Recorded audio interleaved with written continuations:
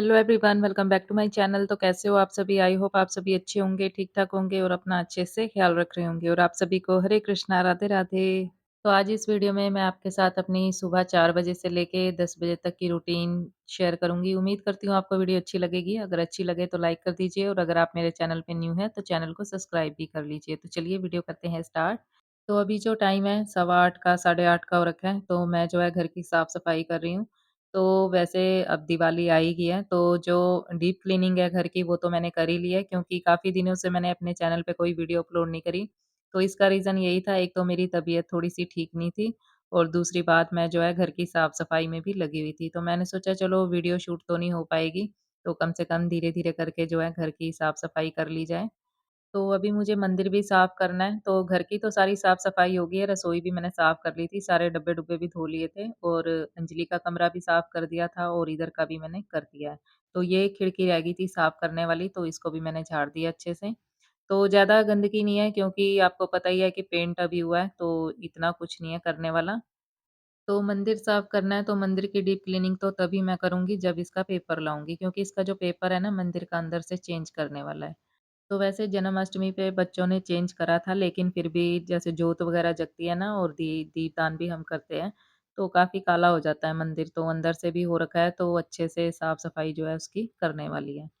तो अभी सुबह का टाइम हो गया है और मैं आ गई हूँ नहा के। तो आज मुझे जो है ना हेड वॉश करना था, तो बाल मैंने धो लिए हैं और अब मैं जो है मंदिर की लाइट ऑन करूँगी और जो मंदिर के पर्दे खोलूँगी।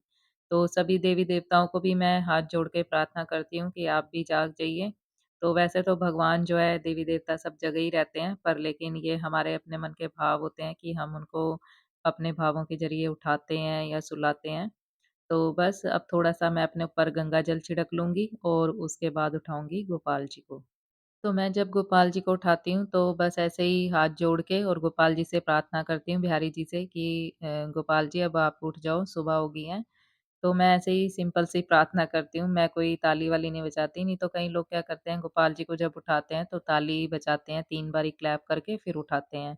तो गोपाल जी को उठाने के भी सबके अपने-अपने भाव होते हैं, तो जब कन्नू उठाती है ना तो कन्नू भी 3 बार क्लैप करती है और फिर उठाती है। तो सबके अपने-अपने भगवान के प्रति भाव हैं। और अब कर लिया जाए थोड़ा-सा मंदिर साफ, तो बर्तन मैं धो के ले आई थी पूजा के और अब मैं कराऊँगी गोपाल जी को स्नान। तो दीपदान के लिए मुझे जो है 365 बत्ती भी बनानी है, तो वो भी ख़त्म हो गया है। तो कल ही ख़त्म हुई है क्योंकि काफ़ी सारी मैंने बना के रखी थी, लेकिन आज ये भी काम है करने वाला।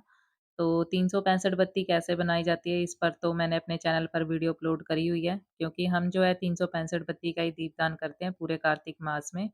तो कई लोग जो है 165 बत्ती का भी दीपदान करते हैं, कोई 108 बत्ती का करते हैं या कोई सिंगल बत्ती का भी दीपदान करते हैं। तो सबकी अपनी-अपनी श्रद्धा है, जो जैसा करना चाहे। तो जैसे कि मैंने आपको बताया कि हम 365 बत्ती का दीपदान करते हैं, तो आज मुझे 365 बत्ती भी बनानी है।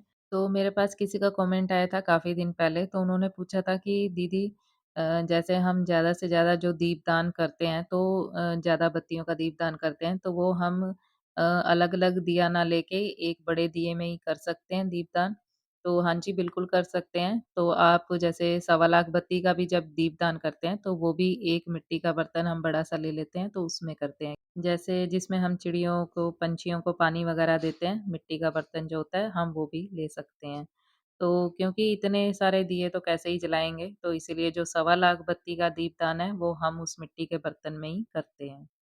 और सवा लाख बत्ती का जो दीपदान है, वो हमें गंगा जी के तट पर करना होता है, लेकिन अगर गंगा जी के पास ना जाना हो, हरिद्वार ना जाना हो, जैसे कभी मजबूरी हो जाती है कि नहीं जाया जाता, लेकिन अगर हमें सवा लाख बत्ती का दीपदान करना ही है, तो हमारे आस-पास कोई जैसे तालाब हो या कुआँ हो या फिर कोई नदी हो, तो हम वहाँ पर भी ये दीपदान कर सकते हैं।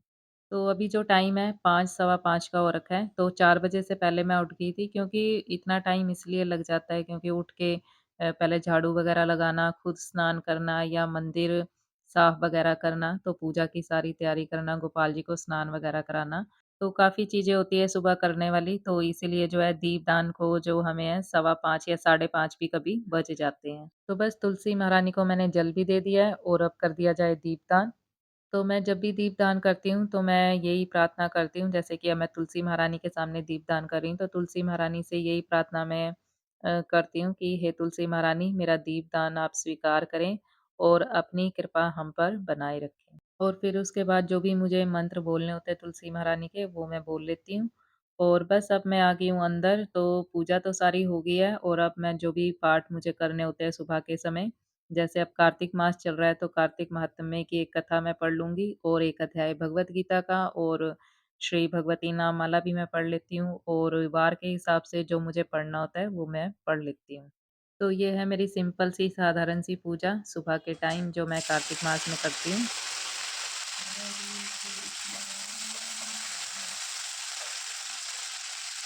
तो बस अब मैं आ गई हूँ रसोई में और अब करूँगी बच्चों का टिफ़िन पैक। तो आज मैं जो है टिफ़िन के लिए बना रही हूँ ढोकला। तो क्योंकि सब्ज़ी तो बनी हुई रखी हुई थी, रात को मैंने आलू गोभी जो है थोड़ी एक्स्ट्रा बना दी थी, तो मैंने सोचा था चलो बच्चों के टिफ़िन के लिए भी जो है काम आ जाएगी। तो फुलके मैंने बना लिए हैं और अंजलि का जो टिफ़िन है मैंने पैक कर दिया और ये ढोकला भी मैं डाल दूँगी एक डब्बी में।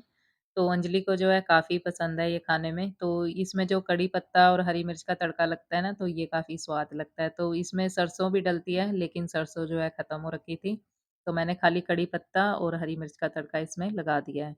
तो अंजलि जो है अभी तैयार हो रही है, तो आज इसकी भी तबीयत थोड़ी-सी डाउन है, तो इसको भी थोड़ा-सा ना कोल्ड हो रखा है, तो मेरी चाय भी बन रही है साथ के साथ। तो ये जो थोड़ा-सा ढोकला मैंने भी ले लिया है क्योंकि मुझे भी काफ़ी ये स्वाद लगता है। तो आज मैं चाय के साथ यही खाऊँगी, वैसे मैं रस ले लेती हूँ। तो वैसे तो ये खाने में स्वाद बना है पर लेकिन इसको मैंने थोड़ा-सा ज़्यादा ही फ्राई कर दिया तो ये ड्राई-ड्राई सा हो गया है। और अगर इसके साथ नारियल की चटनी हो या धनिये वाली चटनी हो ना तो फिर और टेस्टी लगता है। पर लेकिन अभी दोनों ही चीज़ें नहीं है, सॉस है पर सॉस मुझे अच्छी नहीं लगती क्योंकि अब मैं चाय भी पी रही हूँ तो चाय के साथ तो सॉस वग़ैरह मैं वैसे भी नहीं लेती। तो बस चाय तो मेरी बन गई है और अब इसमें डाल ली जाए शक्कर। तो हम जो है ना चीनी यूज़ नहीं करते, चीनी कम ही यूज़ होती है हमारे घर में, जैसे खीर वग़ैरह बनानी हो तो तब। तो बस अब इसमें मैं शक्कर डाल लूँगी। तो चलिए चलते हैं अंदर और अंजलि भी हो गई है तैयार।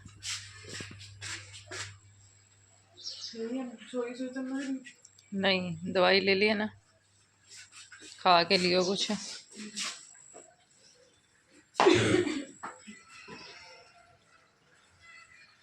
तो बस चाय पीने के बाद थोड़ी देर मैं बैठी, उसके बाद थोड़ा-सा यूट्यूब का काम करा और फिर मैंने जो है ना साथ में मशीन भी लगा ली थी। तो ये कपड़े भी मेरे धुल गए हैं, तो मतलब अभी धुल रहे हैं, एक चक्कर के जो कपड़े सूख गए थे तो मैंने सोचा ये भी डाल दिए जाएँ। और अभी मुझे सब्ज़ी बनानी है, तो आज सब्ज़ी मैं बनाऊँगी आलू मेथी तो क्योंकि दीपक जी का टिफ़िन पैक करना है।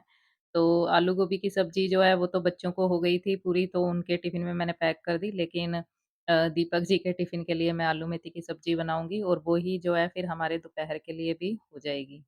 तो आज कन्नू को जो है मैं स्कूल वैन तक नहीं छोड़ के आई क्योंकि आज दीपक जी थे घर पे, तो वो ही छोड़ आए थे और अब क्योंकि आज ये लेट उठे थे, इनकी भी थोड़ी-सी तबीयत ऊपर-नीचे हो रखी है।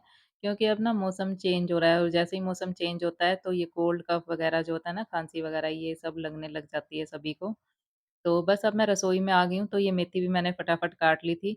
तो इसके ना मैंने पत्ते नहीं तोड़े थे, बस आगे-आगे से जो पत्ते होते हैं ना, वो चाकू से काट लिए थे, तो ये फटाफट से कट गया और आलू भी मैंने काट लिए हैं। तो मेथी मैंने डाल दी है, जैसे ही तेल गरम हो गया था और अब इसमें मैं डाल दूँगी आलू। तो जब सब्ज़ी नई-नई होती है ना, जैसे अब ये मेथी है, तो ये जो है अभी सॉफ्ट है, तो इसको चाकू से काट के बनाओ ना, ये तब भी सही बनती है, नहीं तो जब पक जाती है, तो फिर इसके पत्ते तोड़ के, काट के फिर बनानी पड़ती है। तो उसमें जो है काफ़ी टाइम लग जाता है। तो जो हरी सब्जियाँ होती हैं ना, इनको खाने में या बनाने में टाइम नहीं इतना लगता, जितना इनको काटने-छीलने में लग जाता है। तो बस सब्ज़ी तो मैंने चढ़ा दी है गैस पर, तो अभी इसमें जो है ना सब्ज़ी में पानी है, तो ये अच्छे से जब सूख जाएगा तो तब इसको मैं ढक के रखूँगी। अगर पहले ढक दिया तो आलू जो है घुल जाएँगे, तो वो जो है आलू मेथी जो फिर टेस्टी नहीं लगती ऐसे। तो ये मैंने अभी तेज़ गैस पे रखे हैं और इसमें मैं जो है नमक मिर्ची डालूँगी। तो बस सब्ज़ी को अच्छे से मिक्स करके और इसको मैं रख दूँगी थोड़ी देर ढक के और दूसरी साइड जो है मैंने चाय बनने के लिए रख दी है दीपक जी के लिए क्योंकि अभी नाश्ता बनाना है। तो बस सब्ज़ी बन ही गई है, बस थोड़ी देर और रखूँगी, उसके बाद जो है इसको उतार के फिर मैं दूध गर्म होने के लिए रख दूँगी क्योंकि गोपाल जी को दूध का भोग भी लगाना है और उसके बाद जो है फुलके उतार लूँगी। तो बस यहीं तक थी आज की ये वीडियो, उम्मीद करती हूँ आपको वीडियो अच्छी लगी होगी। अगर अच्छी लगी है तो लाइक, शेयर और सब्सक्राइब ज़रूर कर लीजिए मेरे चैनल को और कमेंट बॉक्स में अपने अच्छे-अच्छे सुझाव देना बिल्कुल मत भूलिए। मिलते हैं नेक्स्ट वीडियो में, तब तक के लिए हरे कृष्णा, राधे राधे।